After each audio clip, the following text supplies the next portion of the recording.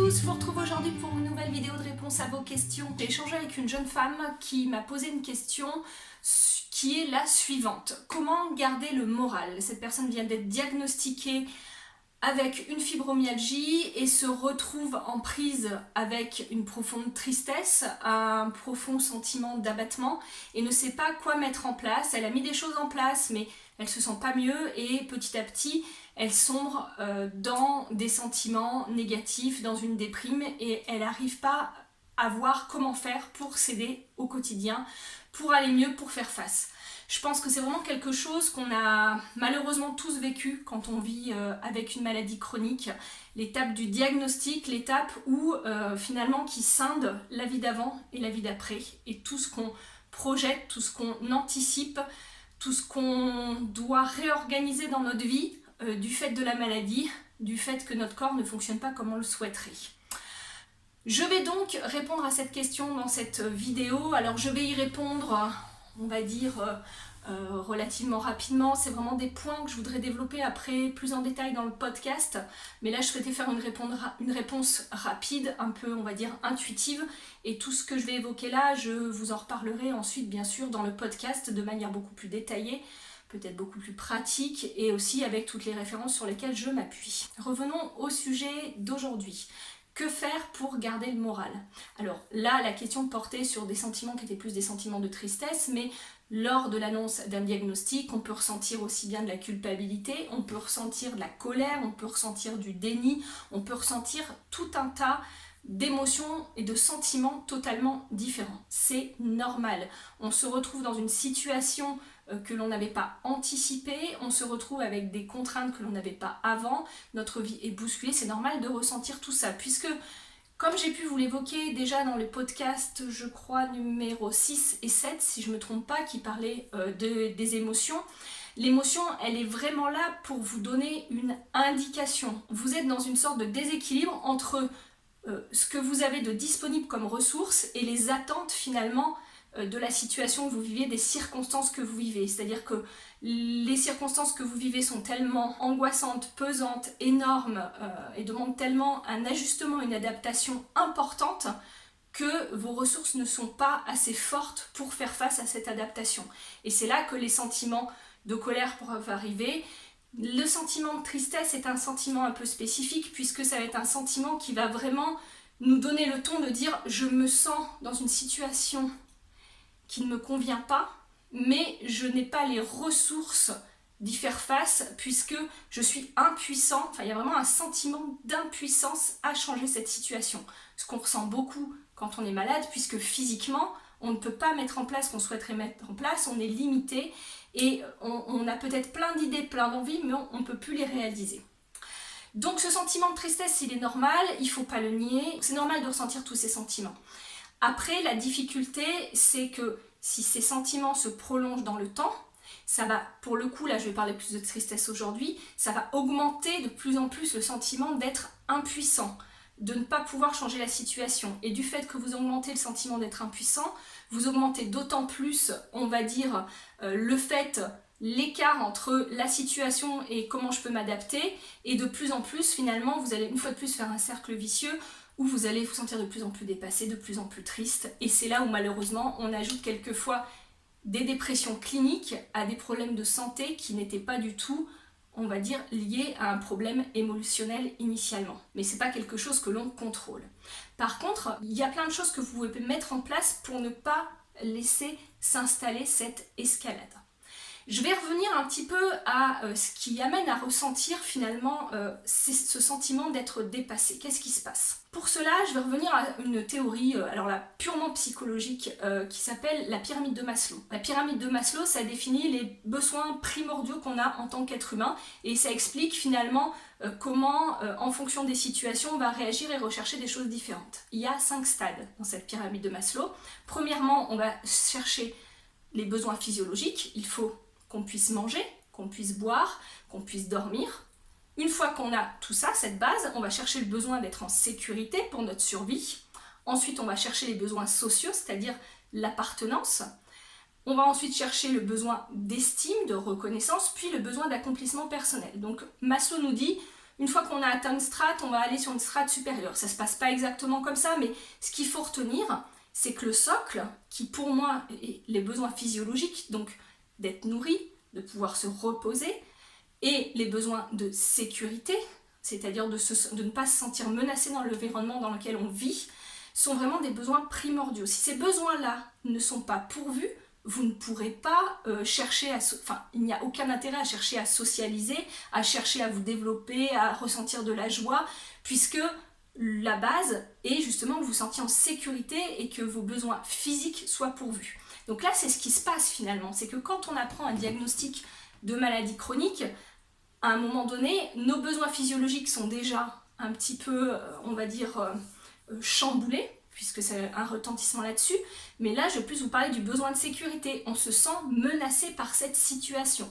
Pourquoi on se sent menacé?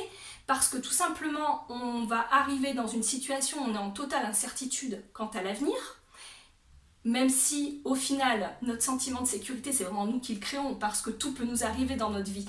Toute circonstance peut arriver du jour au lendemain, mais nous, on conserve, et le cerveau a besoin de conserver ce sentiment de sécurité, de continuité dans notre vie. Et là, d'un coup, le sentiment de sécurité, de continuité, il est complètement cassé. Deuxième chose, il y a vraiment l'aspect impuissance. C'est-à-dire que là, on est dans une situation qui ne nous convient pas, où on ne se sent pas en sécurité, mais on n'est physiquement pas forcément en situation, d'une, de mettre des choses en place pour aller mieux, et deux, on n'a pas forcément les moyens, puisqu'on ne contrôle pas notre physiologie. Et d'autant plus que c'est une maladie chronique, on ne sait pas forcément de quoi l'avenir va être fait. Donc il y a aussi tout ce côté anticipation.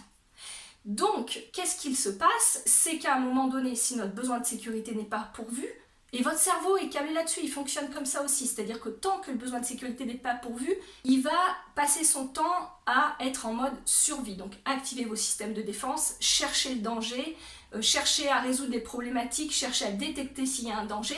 Il va finalement être en système d'alarme maximum, donc à un moment donné, c'est normal, vous ne pouvez pas être dans la joie, dans le bien-être, etc., puisque il est là à repérer tout ce qui ne fonctionne pas, et surtout, il va élaborer tout un tas d'histoires, de schémas, de croyances qui sont en relation avec votre état physiologique. C'est-à-dire, qu'est-ce qu'il va faire? Il va vous sortir des pensées automatiques du genre ta vie est foutue, ta situation va aller de pire en pire, tu es faible, enfin, plein de choses comme ça. Enfin là, je n'ai pas le détail de ce que vous pouvez vous dire, mais je pense que tout le monde a vécu ça. Vraiment des pensées qui vont être en accord avec le fait que je suis impuissant, je ne peux rien faire. Parce que votre cerveau, qu'est-ce qu'il fait? En fait, il veut toujours anticiper. Donc, il va prendre toutes les informations qu'il a, que ce soit sur votre passé, sur la situation, sur toutes les connaissances que vous avez sur la pathologie, que vous avez trouvées sur la pathologie dont vous souffrez, et il va essayer de se faire un schéma dans l'avenir de comment va être votre vie. Sauf que, en fonction de là où vous posez votre regard, en fonction de ce que vous avez vécu, en fonction donc de ce que vous avez vécu, de vos croyances sur votre capacité à faire face, en fonction de ce qu'on vous a dit de la maladie, votre cerveau il va sortir tout un tas de scénarios. Et c'est finalement plus l'anticipation de ces scénarios catastrophes qui va vous faire souffrir et vous faire sentir impuissant que la situation réelle. Parce que la situation réelle, elle est dans l'instant, elle est difficile, vous êtes avec vos symptômes, mais à un moment donné, rien ne dit que dans un mois, que dans 6 mois, que dans 2 ans, que dans 3 ans, votre situation sera la même. Sauf que votre cerveau il est en mode survie et il vous sort tous les scénarios catastrophes. Donc je reviens à ma question, parce que là je digresse. Comment garder le moral? Tout simplement, la seule chose sur laquelle vous avez aujourd'hui du contrôle, c'est comment vous percevez les choses, quelles sont vos croyances par rapport à cette situation, et de vraiment choisir de poser votre regard d'une certaine manière plutôt que d'une autre. Parce que votre physiologie, vous ne pourrez pas la changer. Vous n'avez pas le contrôle sur ce que vous vivez. Par contre, ce que vous vous dites de ce que vous vivez, ça c'est sous votre contrôle. Et dès le moment où vous allez adopter des croyances qui sont plus sécurisantes, dès le moment où vous allez cultiver finalement un sentiment, on va dire, plus de certitude, et le fait d'avoir de l'espoir crée de la certitude, dès le moment où vous allez créer ce sentiment, finalement je ne suis peut-être pas si démunie face à cette situation, il y a des choses que je peux mettre en place, à ce moment-là votre cerveau il va switcher du mode survie au mode sécurité. Et une fois qu'il aura switché au mode sécurité, là il pourra dire bon bah à un moment donné, est-ce que je peux pas aller chercher du soutien? Est-ce que je peux pas aller voir des gens? Est-ce que je peux pas m'investir dans dans des associations? Est-ce que je peux pas faire des choses qui m'aident au quotidien? Est-ce que je peux pas continuer à avoir des activités qui font que je me sens bien? Et il va commencer à regarder, à intégrer finalement toutes les informations de votre environnement qui sont conformes à vos croyances. Parce que tant que vous êtes dans ce mode survie, vous allez avoir ce qu'on appelle, le cerveau il a un biais de négativité, c'est-à-dire qu'il a tout intérêt, votre cerveau, à repérer tout ce qui menace votre santé, votre survie directement. Alors là c'est pareil, je vous ai parlé de l'amygdale et tout ça, je vous mettrai les liens de vidéo, plutôt que de repérer tout ce qui va bien, parce que l'objectif c'est que vous ne mouriez pas. Donc on a un biais de négativité. Mais là, pour changer, il va falloir finalement faire un effort conscient pour essayer de voir toutes les choses positives qu'il y a dans votre environnement. C'est un peu, vous allez me dire, c'est un peu le courant de la pensée positive, de la gratitude, etc., etc. Alors, la pensée positive pour moi, je vous le dis tout de suite, c'est, comment le dire poliment, pour moi c'est une bêtise. Il ne faut pas penser positif, il faut adopter des croyances qui vous aident. Comment concrètement faire? Parce que là, je reste encore un petit peu dans la théorie. Comment garder le moral? Concrètement, qu'est-ce que vous pouvez mettre en place? Déjà, première chose, il va falloir identifier ce que vous vous dites tout de suite. N'hésitez pas, quand vous n'êtes pas bien, à prendre un stylo, un carnet, à noter toutes les pensées qui vous viennent. Et quand vous êtes un petit peu mieux, alors un petit peu mieux, ça veut dire quand vous n'avez pas le cerveau dans le brouillard, que vous n'êtes pas dans les vapes, que vous êtes un petit peu plus calme, à ce moment-là, reprenez toutes ces croyances et voyez si elles sont vraiment vraies ou si vous ne pourriez pas adopter d'autres croyances plus utiles. Je vous ferai un podcast là-dessus sur une méthode que j'adore qui aide justement à changer ses croyances, pas pour les changer dans le cadre pensée positif et adopter des pensées positives, mais se dire finalement est-ce qu'il n'y a pas une autre vérité qui est vraie dans la situation, et vous verrez à force qu'on cultive ça, on amène à développer de nouvelles croyances et à voir la situation d'une manière différente et du coup à sentir d'autant plus en sécurité, en puissance dans la situation. Deuxième point, pour garder le moral, du coup il va essayer de falloir de ne pas nourrir ce cerveau qui finalement vous envoie des alarmes tout le temps que tout est catastrophique. Pour faire ça, idéalement, ce que je vous conseille, c'est certes de chercher des informations sur votre situation, sur votre pathologie, mais de ne pas les chercher dans le sens je vais chercher le maximum d'infos parce qu'il faut que je me débarrasse de cette maladie, il faut que je gagne, il faut que je combatte, parce que pareil, ça j'en avais parlé dans un podcast, ça ne sert à rien, ça va vous stresser encore plus. Par contre, chercher les mêmes informations en vous disant qu'est-ce que je pourrais mettre en place, qui pourrait m'aider, qui pourrait me soutenir, c'est une autre forme, même si ça vous semble vraiment pas différent au final, mais la manière d'agir va vraiment impacter votre cerveau. Donc si à un moment donné vous cherchez des informations qui vous aident à retrouver du contrôle. C'est-à-dire chercher des informations sur qu'est-ce que je pourrais mettre en place, quel thérapeute pourrait m'aider pour me soutenir, pas pour attendre de trouver la solution miracle, mais pour mettre en place des choses qui vous aident. De la même manière, votre cerveau, il va être toujours, l'objectif de votre cerveau, ça va être de vous indiquer tous les problèmes qu'il peut y avoir donc dans l'environnement et dans votre corps. Donc il va être toujours en train de vous signaler les douleurs, tous les problèmes que ça crée, etc. etc. Donc clairement, au bout d'un moment, vous allez vous sentir être la maladie tellement ça va vous dépasser, ça va être énorme. Comment faire pour pouvoir continuer à avancer malgré la situation, malgré les symptômes? Ça va être finalement votre travail de cultiver qui vous êtes en dehors de la maladie. L'idée, c'est vraiment de pouvoir retrouver du contrôle dans votre vie. Et le contrôle, vous ne l'avez pas sur votre corps. Par contre, vous l'avez sur qui vous êtes. C'est-à-dire qui j'ai envie d'être dans cette situation, est-ce que je peux me soutenir, quelles sont mes valeurs, vraiment identifier quelles sont mes valeurs. Finalement, là, je me retrouve dans une situation où je ne peux pas faire tout ce que je voudrais. Mais qu'est-ce qui compte pour moi et est-ce que je ne peux pas mettre des choses en place? Est-ce que je ne peux pas continuer à être la personne que je veux être malgré cette situation? De la même façon, la situation peut vous aider à réévaluer qu'est-ce qui est important, qu'est-ce qui l'est moins et à lâcher les choses qui l'étaient moins. Essayez de cultiver une vision vraiment différente de votre situation. Une dernière chose, quand on parle de sécurité, c'est que forcément vous allez avoir des moments difficiles, des moments même très difficiles. Et l'idéal, pour pas que vous ayez votre pilote automatique qui se met en route et tous les sentiments négatifs en même temps, c'est de les anticiper. Alors vous ne pouvez pas anticiper quand vous aurez des symptômes, mais quand vos symptômes atteindront un pic vraiment trop important pour que vous puissiez continuer à fonctionner. Par contre, ce que vous pouvez, c'est anticiper votre plan d'action, c'est-à-dire à ce moment-là, qu'est-ce que je peux mettre en place? Est-ce que définir qui peut me soutenir dans cette situation? à qui je peux faire confiance dans mon entourage peut-être pour m'aider à faire mes courses, me faire un repas, s'occuper de mes enfants si vraiment il y a un jour où je peux plus faire face. De la même manière, qui peut psychologiquement m'aider, me soutenir quand ça va mal. Donc trouver un thérapeute, quelqu'un qui ait une approche qui vous convienne et qui peut vous aider, c'est super important. Je vous ferai d'ailleurs, je pense, une vidéo sur comment bien choisir son thérapeute. Parce que je pense que c'est vraiment quelque chose de primordial d'avoir quelqu'un dans votre équipe pour vous soutenir dans les moments difficiles, parce que vous en vivrez, il ne faut pas se voiler la face, hein. C'est difficile de vivre avec des problèmes de santé, donc il faut que vous anticipiez tout ça. Mais de la même manière, il faut aussi que vous ayez un plan d'action pour les jours où ça va bien, pour savoir finalement quand je me sens bien, qu'est-ce que j'ai envie de développer, et pour développer de plus en plus d'activités finalement qui vont vous ressourcer. Donc là je reste sur des exemples vraiment très... on va dire très basique et que je survole complètement. J'irai vraiment dans le détail de ce qui se passe dans les podcasts, mais je souhaitais vraiment répondre à cette question rapidement qui m'avait interpellée en me disant mais toi concrètement qu'est-ce que tu mets en place pour aller mieux, pour continuer à être positif, à garder le moral. Alors déjà je vais rassurer cette personne, je suis passée par les mêmes phases qu'elle et je pense que j'aurais aimé qu'on me dise ça il y a... Maintenant ça fait un bon moment, on est quoi en 2020, oui, ça fait 13 ans.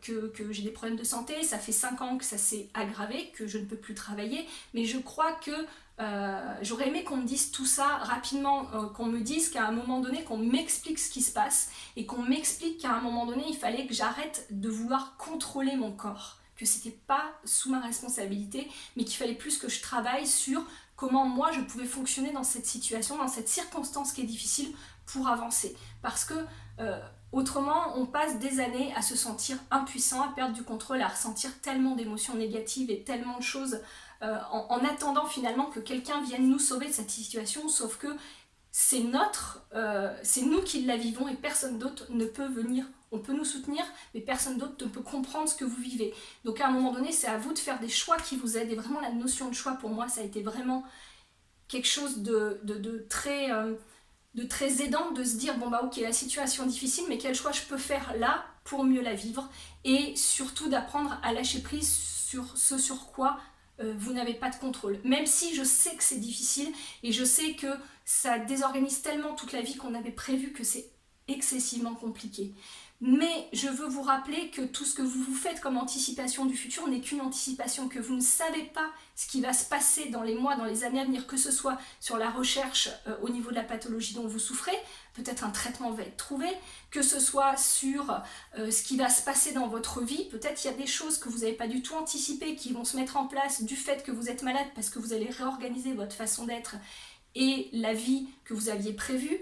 Enfin, voilà, n'anticipez pas, ne vous faites pas de scénarios catastrophes, quitte à vous faire des scénarios, faites-vous des scénarios positifs, ça vous aidera d'autant plus. Voilà moi en tout cas ce qui m'aide à garder le moral et ce qui fait que je reste positive par rapport à la situation. Le fait d'avoir un plan vraiment pour les jours où ça va mal, d'y avoir réfléchi avant, de se dire qu'est-ce que je vais mettre en place le jour où ça va mal, où je ne pourrai pas fonctionner, et qu'est-ce que je vais mettre en place au niveau de la façon dont je perçois les choses, qu'est-ce que je vais mettre en place physiquement pour m'aider, ça aide vraiment. Parce que il faut vous dire que la maladie, c'est pas comme ça, c'est comme la vie, c'est-à-dire que ça va être comme ça. Il y a des moments où vous allez avoir des symptômes qui vont être vraiment ingérables, mais ça fait une vague, ça peut monter, ça peut redescendre, ça peut se calmer, comme ça peut remonter encore plus fort. Mais si vous ne vous écoutez pas, si vous ne mettez pas des choses en place, ça va faire que comme ça, que monter, et vous n'arriverez plus à trouver des moments d'apaisement. Bon, tout ça, de toute façon, c'est des choses dont je vous ai déjà parlé dans Soigne-toi.